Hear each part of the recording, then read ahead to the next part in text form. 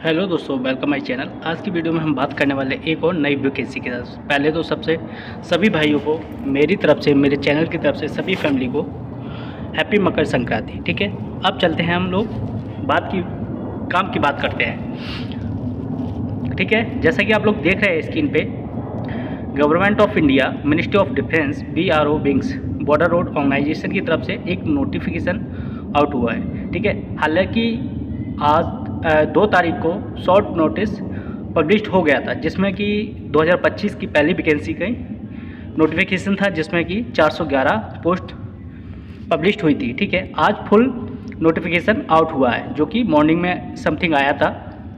ठीक है, और बिजी होने की वजह से थोड़ा वीडियो लेट आया है, लेकिन आपको इस वीडियो में कंप्लीट डिटेल मिल जाएगा, जो कि आपके बहुत ही काम की होने वाली है वीडियो। तो आप लोग अगर मेरे चैनल पर पहली बार विजिट कर रहे हैं तो मेरे चैनल को सब्सक्राइब जरूर कर लें और बेल आइकन को प्रेस कर लें, जिससे आने वाली सभी वीडियो का नोटिफिकेशन आपको मिल जाए। और वीडियो को स्किप बिल्कुल ना करें, वीडियो पूरा देखें, जिससे आपको पूरी जानकारी मिल सके। ठीक है, जैसा कि देख रहे हैं, एडवर्टाइजमेंट नंबर 01/2025 का फर्स्ट वैकेंसी आउट हुआ है BRO की तरफ से। ठीक है, और जितने भी इसमें पॉइंट दिए, केयरफुली पढ़ना है आप लोगों को, और हम उसे पूरा बताते हुए आपको आगे बढ़ेंगे। जिसमें कि आप नीचे देख रहे हैं, application are invited for filling up to following post of general reserve engineer force from Indian national males only. यानी कि जो ये फॉर्म निकले हैं, सभी अभ्यर्थियों को फिल करना है। केवल मेल कैंडिडेट ही फिल कर सकते हैं इस वैकेंसी के लिए। ठीक है, BRO में।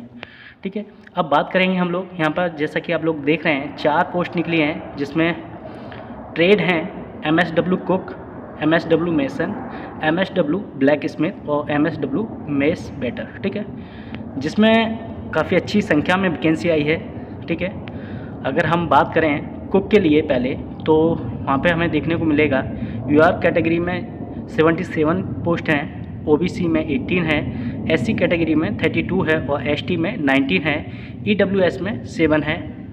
टोटल कुक की पोस्ट की बात करें तो 153 हो जाती है। ठीक है, और वहीं अगर हम मैसन की बात करें तो UR में 81 है, OBC के लिए 54 है, SC कैटेगरी के लिए 22 है, ST के लिए 05 है और EWS के लिए 10 है। टोटल की बात करें तो 172 मैसन की वैकेंसी है। ठीक है, ब्लैक स्मिथ की बात करें तो UR कैटेगरी के लिए 41 रिजर्व है, OBC के लिए 19 है, SC के लिए केवल 8 है और ST के लिए केवल 5 हैं, EWS के लिए 2 हैं। टोटल वैकेंसी की बात करें तो 75 है। ठीक है, वहीं आपको देखने को मिल जाएगा मैस बेटर नीचे, जो कि टोटल UR कैटेगरी के लिए 06 है और OBC के लिए 5 है, SC के लिए कोई भी वैकेंसी नहीं है इसमें, और ST के लिए भी, EWS के लिए कोई वैकेंसी नहीं। टोटल 11 वैकेंसी है। अब बात करते हैं टोटल वैकेंसी की, जो कि 411 वैकेंसी हो जाती है। ठीक है, और एक बात विशेष ध्यान दे लें सभी कैंडिडेट, जो भी अभ्यर्थी इस फॉर्म को फिल करें, कृपया वो एक पोस्ट के लिए एक फॉर्म अप्लाई करें। ठीक है, 4 पोस्ट हैं, अगर चारों में अप्लाई करना चाह रहे हैं तो अलग अलग पोस्ट आप लोग अप्लाई कर सकते हैं। ऐसा नहीं करना कि कुक में आपने एक फॉर्म डाल दिया, फिर से फॉर्म डाल दिया, तो आपके दोनों फॉर्म रिजेक्ट कर दिए जाएंगे। ठीक है, आप कुक में भी डाल सकते हैं, मेसन में भी डाल सकते हैं, ब्लैक स्मिथ में भी डाल सकते हैं और मैस बेटर में भी डाल सकते हैं, अगर आप एलिजिबल हैं तो। ठीक है, अब बात करेंगे यहाँ पे कुछ और इम्पोर्टेंट बात को लेके चलते हैं। ये पॉइंट इग्नोर करने वाले हैं। ठीक है, ये फुल नोटिफिकेशन आपको BRO की वेबसाइट पे देखने को मिल जाएगा। यहाँ पे आप लोगों को दिखाया गया है, हिंदी में है। जो अभ्यर्थी हिंदी में देखना चाहे उनके लिए हिंदी में भी नोटिफिकेशन है साथ में। ठीक है, अब हम यहाँ बात करेंगे कि फॉर्म स्टार्ट कब से हो रहे हैं। फॉर्म जो स्टार्ट होने वाला है वो है 11 जनवरी 2025 से आपके फॉर्म स्टार्ट हो जाएंगे। लास्ट डेट है आपकी एप्लीकेशन फॉर्म रिसीव का है 24 फरवरी 2025 तक आप लोग फिल करके सेंटर तक भेज देना। अगर 24 के बाद अगर आपका सेंटर पहुंचेगा, आपका मान्य नहीं होगा। ठीक है, और C पॉइंट में आपको विशेष ध्यान देना है, जो कैंडिडेट हमारे नॉर्थ ईस्ट से बिलोंग करते हैं या UT से बिलोंग करते हैं, उनके लिए थोड़ा रियायत की बात है कि उन्हें 11 मार्च लास्ट डेट दी गई है। ठीक है, जैसे यहाँ पे लिखा हुआ है, C पॉइंट को देख लेंगे थोड़ा। Last date of receipt of application for state of Assam, Meghalaya, Arunachal Pradesh, Mizoram, Manipur, Nagaland, Tripura, Sikkim, Ladakh division of state, Jammu and Kashmir, Lahaul and Spiti district and Pangi sub division of Chamba district of state, Himachal Pradesh and Andaman Nicobar island and Lakshadweep. ठीक है, ये जो जितने भी स्टेट और राज्य के नाम हमने लिए हैं, इनके लिए लास्ट डेट होने वाली है 11 मार्च 2025 तक। ठीक है, और सभी अभ्यर्थी जो फॉर्म भेजेंगे वो grip centre Dighi camp Pune 411015 पर भेजेंगे। ठीक है,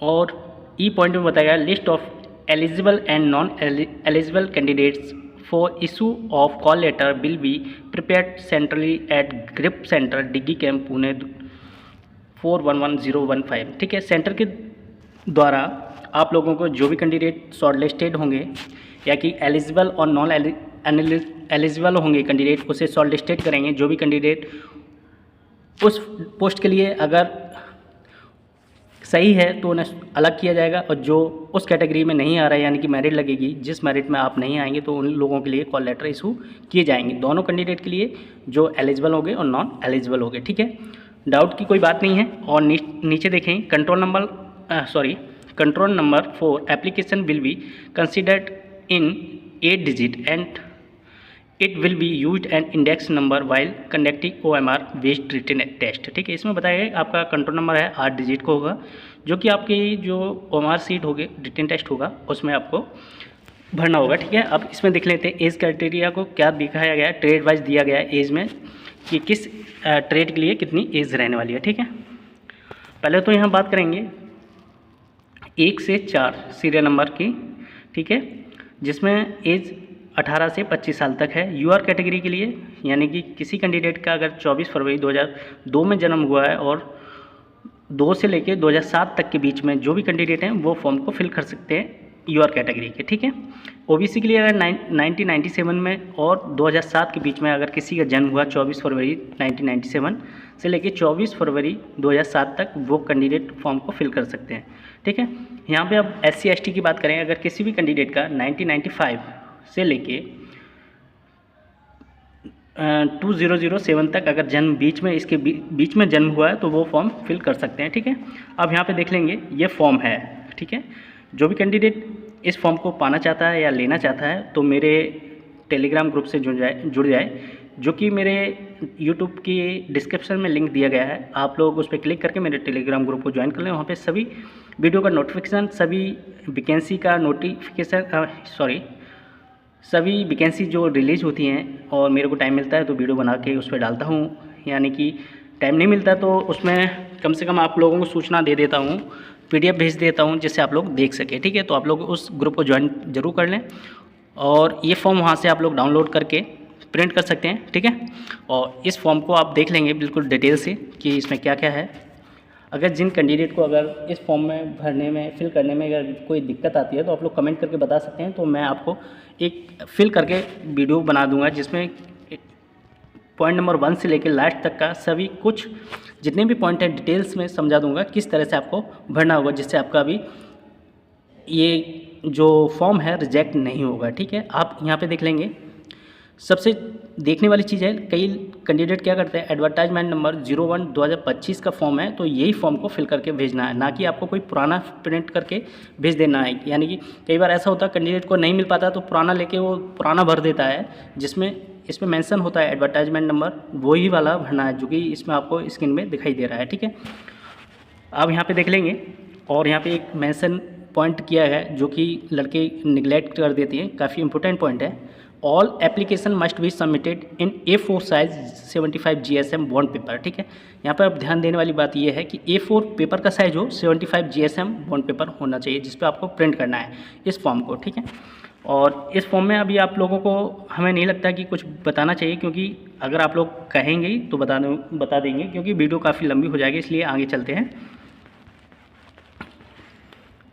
हाँ, यहाँ पे थोड़ा देखने वाली बात यह है कि अगर कोई भी कैंडिडेट एक्स सर्विसमैन है या तो यहाँ पे येस नो करके आप लोगों को डिस्काउंट मिल जाएगा, जो कि काफ़ी अच्छा डिस्काउंट मिलता है। 15 से 10%, 5%। एनसीसी वाले कैंडिडेट हैं उनको भी, और सीपीएल कैंडिडेट हैं उनको भी यहाँ पे छूट मिल जाती है। ठीक है, उसके लिए आप लोगों को अभी आगे बता देते हैं कितने कितने % की छूट मिल जाएगी। ठीक है, ये फॉर्म आपका यहाँ तक तो हो जाता है खत्म। ये होता है एडमिट कार्ड, जो कि आप लोगों को फिल करके भेजना होता है। ठीक है, यही आपका आता है वहाँ से। और ये है आपका शेड्यूल कास्ट और एसटी कास्ट के लिए एक फॉर्मेट बोल दें, या जाति प्रमाण पत्र का फॉर्मेट है। इसी फॉर्मेट में आपका जाति प्रमाण पत्र होना चाहिए। ठीक है, वही वैलिड होगा। और ये है, हम लोग आगे चलते हैं कुछ इम्पोर्टेंट पॉइंट की तरफ। ठीक है, ये कुछ फॉर्मेट दिए, हाँ यहाँ पे देख लेंगे। जनरल इंस्ट्रक्शंस जो हैं कुछ, जो कि only male candidate need to apply, female candidate need not to apply. ठीक है, यहाँ पे केवल पुरुष अभ्यर्थियों के लिए ज़रूरत अप्लाई करने की ज़रूरत है, और फीमेल कैंडिडेट कृपया इसे फिल ना करें क्योंकि उनका ये वैलिड नहीं है। ठीक है, और ये कौन कौन कैंडिडेट किस candidate must be and other. ठीक है, ये बता रहे हैं कि कौन कौन कैंडिडेट इसे फिल कर सकते हैं, जैसे कि एज सिटीजन ऑफ इंडिया और person of who favour certificate of eligible has been the issue by the government of India. ठीक है, जो भी हमारी गवर्नमेंट ऑफ इंडिया की तरफ से सिटीज़न का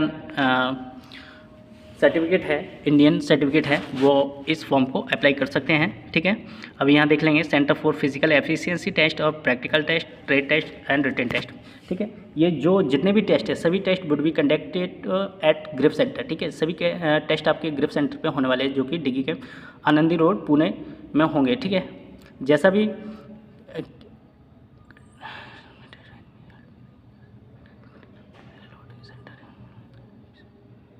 ठीक है, और जो एडमिनिस्ट्रेशन है वो ये आपका टेस्ट कंडक्ट कराएगा, जो कि ग्रिप सेंटर ही खुद बीआरओ ही डिपार्टमेंट कराता है अपने सेंटर पे, और उसके लिए आप लोगों को कॉल लेटर भेजे जाते हैं। ठीक है, और उसका आपके एड्रेस पे आपको ये फॉर्म भेजे जाएंगे, जिसे एडमिट कार्ड बोलेंगे, वो आपको टाइम पे मिल जाएगा। ठीक है, सभी एप्लीकेशन जो एडवर्टाइजमेंट नंबर है, डेट है, पोस्ट है, अप्लाइड शुड बी मस्ट।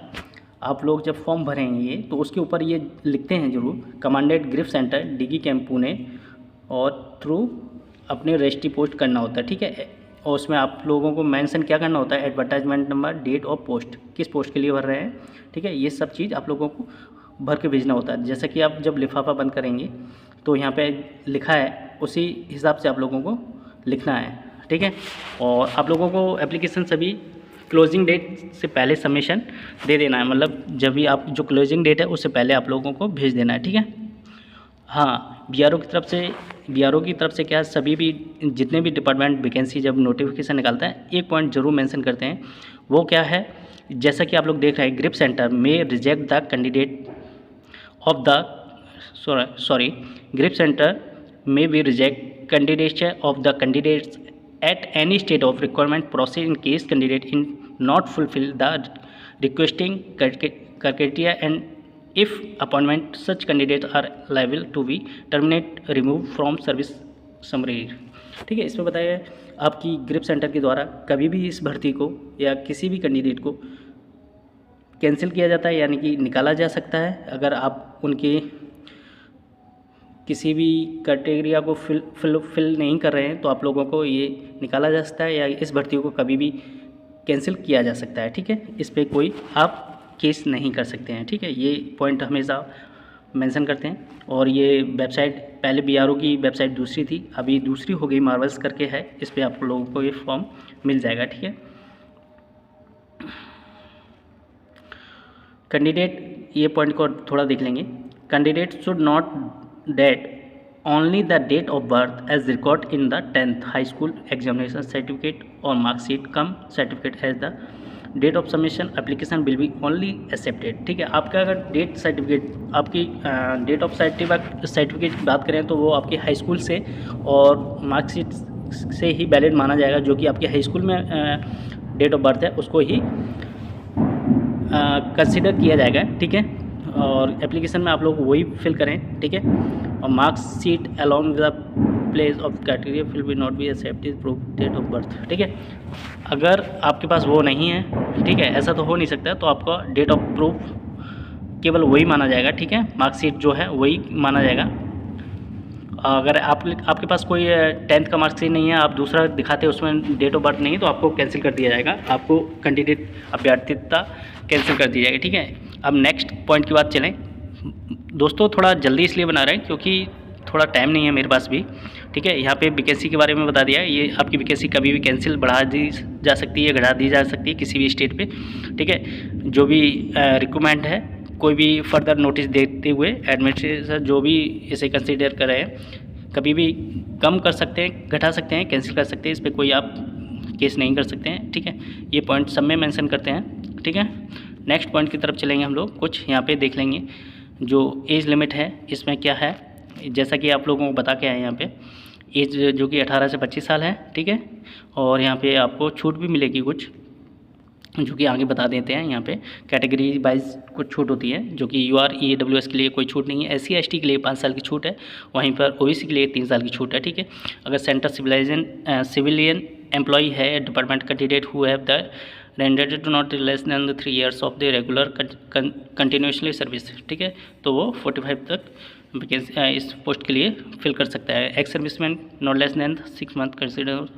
ठीक है, यहाँ पे ये छूट आप लोग जैसा कि देख रहे हैं दिखाया गया है। ठीक है, हाँ, यहाँ पे देख लें आपका जो एम्प्लॉयमेंट निकला है, यानी कि एडवर्टाइजमेंट जो निकला है उसको केवल 45 दिन का है लास्ट डेट, तो आप कृपया उससे पहले अप्लाई कर दें। ठीक है, और यहाँ पे एक और पॉइंट ध्यान वाला है, no age relaxation allowed to ST ST OBC candidate applying against unreserve category vacancies.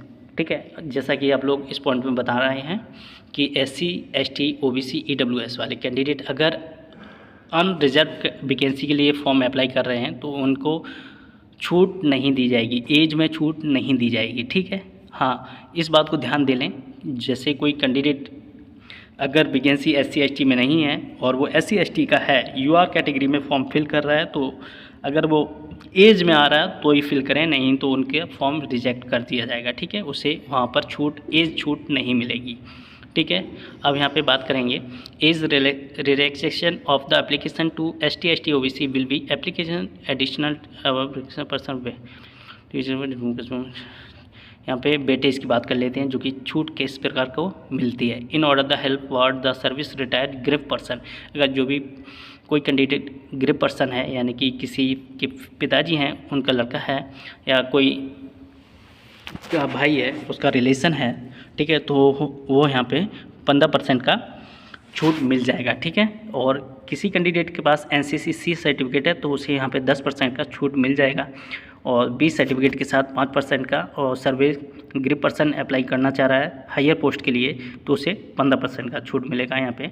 हालांकि इसमें तो कोई वैकेंसी ऐसा है नहीं जो कोई करे, अगर कोई करता है इससे छोटी पोस्ट पे है, जैसे बेटर है तो कुक के लिए करेगा तो उसे यहाँ पे 15% का छूट मिल जाएगा। ठीक है, ओपन कंपटीशन में।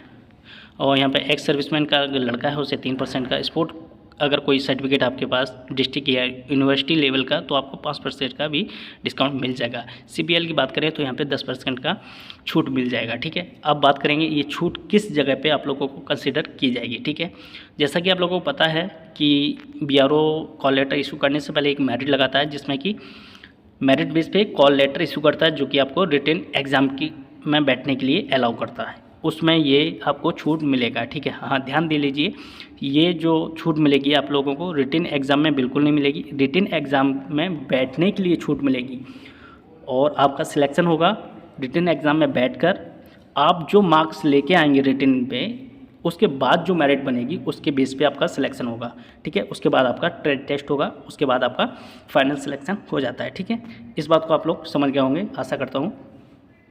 अब यहाँ पे देख लेंगे जो फीस है, आप लोगों को फीस किस तरह से पेमेंट करनी है। यहाँ पे candidate must pay the application fee not refundable. ठीक है, direct through online URL link www.online.sbi collect from .thm पर जाके आप लिंक क्लिक करेंगे और आप लोग यहाँ से पेमेंट कर सकते हैं। ठीक है, ये पेमेंट केवल यूआर कैटेगरी के लिए होगा। ठीक है, no other mode of payment. ठीक है, और किसी भी प्रकार से आपका पेमेंट एक्सेप्ट नहीं होगा, इसी लिंक के थ्रू आपको पेमेंट करना होगा। ठीक है, अब एप्लीकेशन फ़ी नीचे दी गई है, कौन कौन इसमें फ़ीस लगेगी। यूआर कैटेगरी के लिए, ईडब्ल्यूएस के लिए और ओबीसी के लिए ये फ़ीस है। एससी एसटी के लिए ये कोई फ़ीस नहीं है। ठीक है, अब यहाँ पे अप्लाई किस तरह से करना है यहाँ पे बताया गया है। ठीक है, how to apply. Application will be filled up English या हिंदी, आप किसी भी लैंग्वेज में भर सकते हैं, मगर ऐसा नहीं करना कि कहीं आप इंग्लिश में भर रहे हैं, कहीं आप हिंदी में भर रहे हैं। मैं यही कहूँगा कि आप लोग इंग्लिश में भरें, क्योंकि इंग्लिश में आप लोग ईजिली भर सकते हैं। ठीक है, और थोड़ा अच्छा लगेगा फॉर्म फिल करने पे। अगर किसी को कोई भी डाउट आता है तो कमेंट कर दें, टाइम मिलते ही मैं इस पर वीडियो बना दूँगा किस प्रकार से आप लोग को फॉर्म फिल करना है। ठीक है,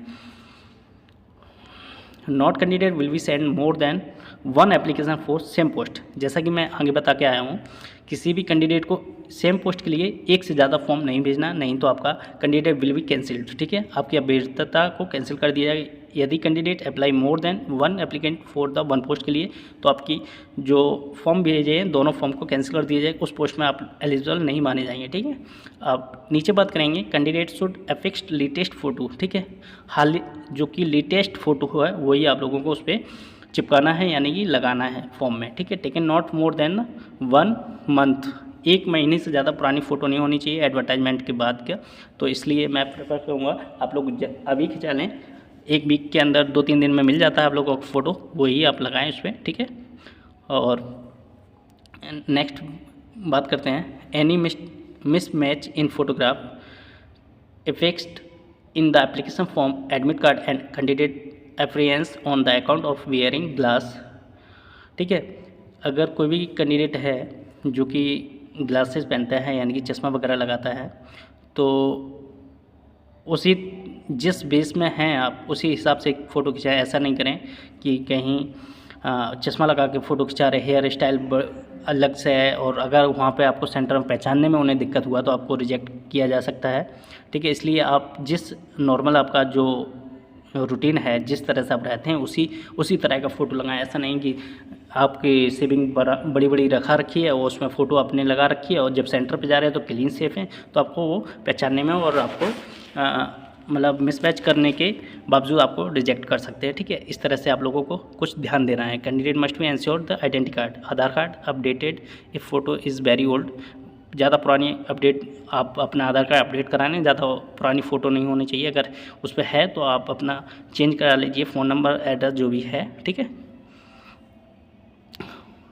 ये अब जो भी है एडवर्टाइजमेंट नंबर हमने आपको मेन पॉइंट बता दिए। ठीक है, आपको अब बात करते हैं कुछ डॉक्यूमेंट की, जो कि आपको किस प्रकार के डॉक्यूमेंट होने चाहिए। ठीक है, copies of certificate of proof residence, initial educational qualification, date of birth, caste certificate, proof of EWS should be enclosed application form के साथ आपको क्या क्या भेजना है वो यहाँ पे बताया गया है। ठीक है, आप लोगों को कॉपी ऑफ सर्टिफिकेट, जितने भी आपकी रेजिडेंस है, एजुकेशन है आपकी, जो ट्रेड वाइज मांगी है उसके सारी एजुकेशन से रिलेटेड आपके डॉक्यूमेंट होने चाहिए।